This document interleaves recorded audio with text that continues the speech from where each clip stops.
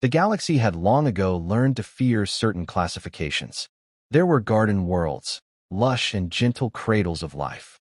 There were forge worlds, scarred by industry yet rich in resources. There were void worlds, silent and empty, waiting for someone brave enough to claim them. And then there were death worlds. Death worlds were not merely dangerous.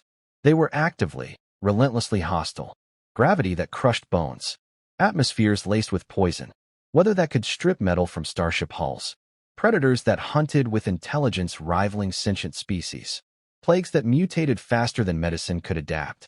Every corner of a death world conspired to kill anything foolish enough to linger. The Galactic Council classified only 7 known death worlds in the entire spiral arm.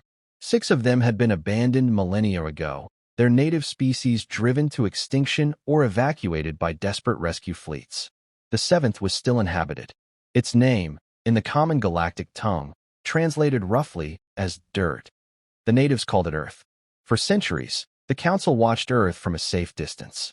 Probes sent too close were torn apart by storms or devoured by microscopic horrors.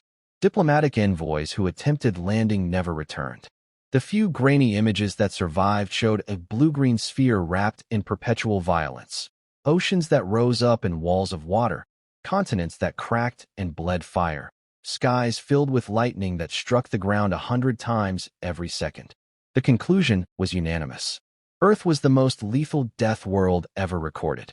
Nothing could survive there long-term except the natives themselves, and even they, the Council assumed, must live in constant terror, huddled in fortified bunkers, praying for the planet to show mercy it never possessed. The natives were designated humans, class Delta sentient, extreme survival adaptation. They were pitted from afar. No one approached. No one traded. No one offered aid. To do so would be suicide. That changed on cycle 8472 of the Council's common calendar.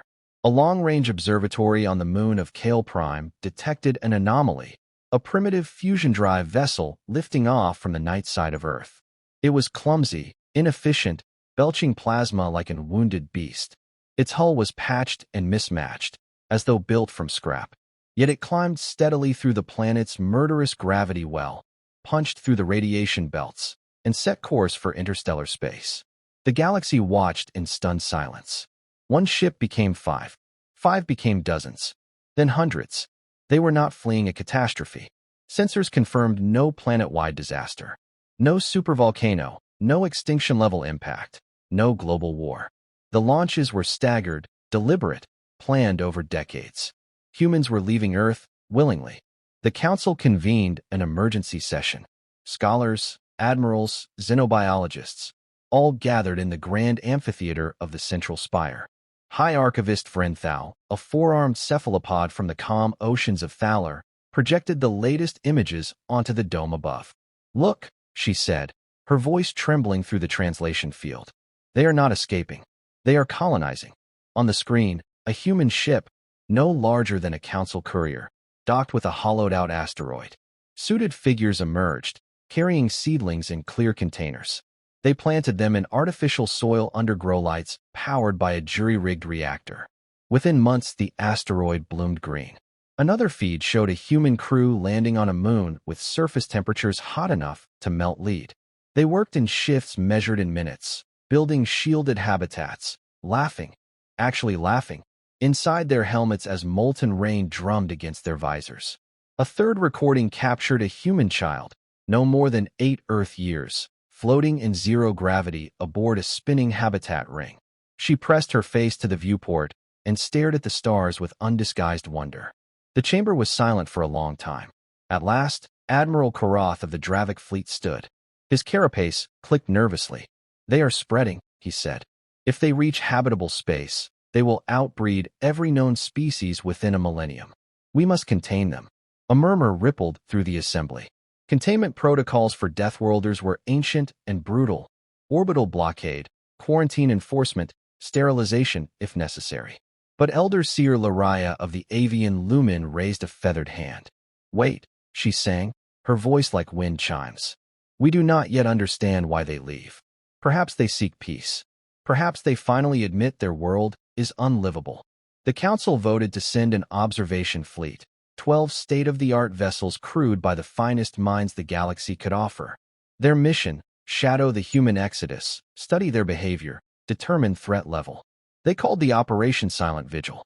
The flagship was the Dawn's Regret, commanded by Captain Felix Voss, a veteran diplomat from the temperate world of Syria. Felix was known for his cool head and endless patience. He believed understanding always preceded judgment. For 3 Earth years, the Vigil fleet trailed the human armada at extreme sensor range. They watched the humans claim dead rocks and turn them into gardens. They watched them dive into gas giants to harvest helium, 3 with ships that should have crumpled like foil. They watched them actually sing, while repairing hull breaches in hard vacuum. And they began to notice something strange. The humans were not merely surviving. They were thriving. On Earth itself, conditions remained apocalyptic by galactic standards. Hurricanes still ravaged coastlines. Earthquakes still swallowed cities. Viruses still mutated overnight. Yet the birth rate climbed. Art flourished. Music poured from every settlement. Children played in parks while volcanoes grumbled in the distance. Felix Voss spent hours reviewing the intercepted transmissions. Human poets wrote odes to thunderstorms. Painters captured sunsets over radiation-scarred deserts. Parents told bedtime stories about the day the sky tried to kill everyone and failed. One transmission in particular haunted him. It came from a human colony ship named Endeavor's Dawn. The captain, a woman named Maria Delgado, addressed her crew over open channel during a brutal solar flare that should have cooked them alive inside inadequate shielding. "Listen up," she said, voice calm. "We knew the risks when we signed on. Space is hard. Earth taught us that lesson every single day we lived there. But here's the thing. Earth also taught us we're harder." Static crackled. Radiation alarms wailed in the background. "So we patch the shields, we ride it out, and tomorrow we keep going. Because that's what humans do. We don't run from the storm. We learn its name, we dance in its rain, and then we build something beautiful on the other side." The crew cheered. Someone started singing an old Earth song about swinging on stars. Felix replayed the message 100 times. He began to dream of blue oceans and thunder. On the 4th year of Silent Vigil, the Council demanded answers. Threat assessment. Recommended action. Felix convened his senior staff in the observation lounge. Beyond the viewport, a human colony ship drifted past, an ugly, boxy thing bristling with solar panels and hydroponic domes. Children's drawings were taped to the inside of the bridge windows. One showed a stick-figure family waving at the stars. Science Officer Myril, a crystalline being from the low-gravity world of Shard, spoke first. "The humans do not flee Earth," she said, her facets chiming softly. "They miss it.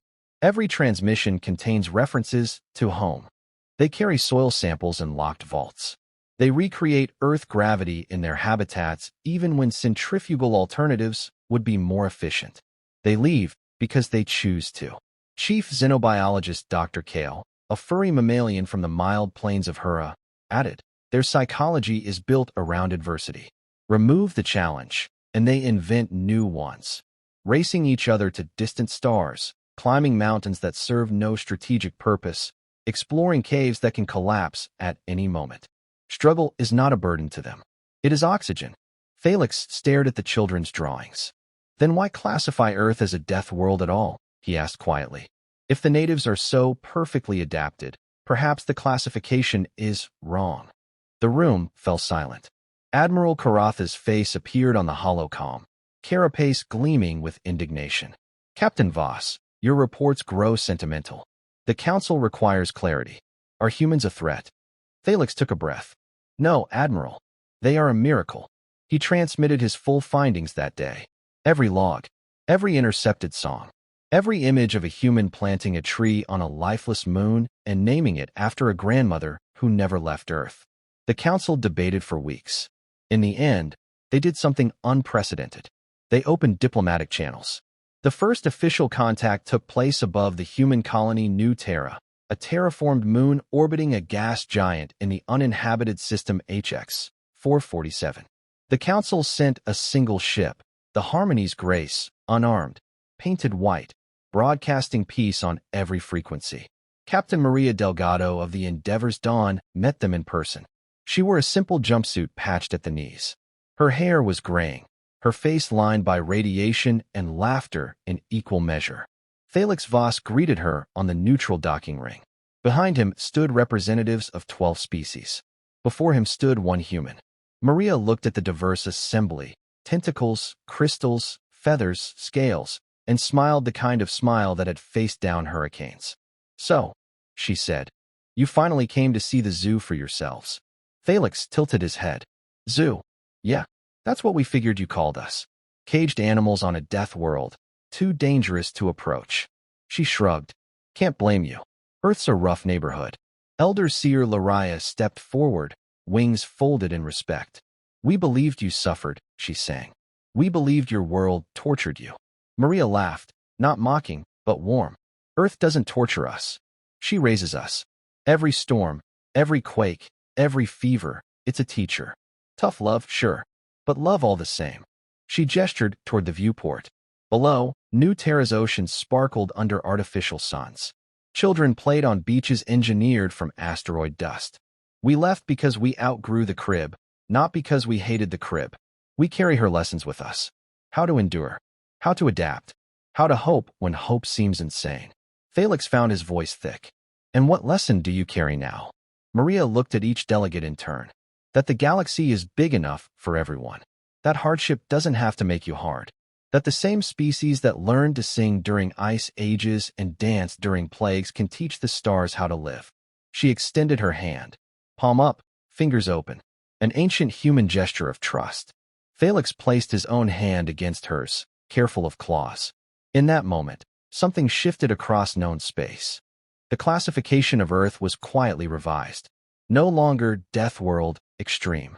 The new designation read, Origin World, Class Alpha Resilience. Cradle of Humanity. Trade routes opened. Exchange programs began. Young aliens traveled to Earth, not to study danger, but to study courage. They stood on mountaintops during thunderstorms and felt small and vast at once. They planted gardens in volcanic soil and understood why humans cried at sunrises. Human colonies welcomed visitors with barbecues on asteroid lawns and stories told around fusion reactors. They taught the galaxy how to laugh at fear. Years later, when asked why humanity had chosen to leave a world that clearly loved them back, an old spacer named Maria Delgado, now ambassador extraordinary, gave the simplest answer. "We didn't leave Earth because it was too hard," she said. "We left because it taught us we were ready for anything." And for the first time, the galaxy understood what it truly meant to be human. If this story moved you, subscribe for more human stories from the stars.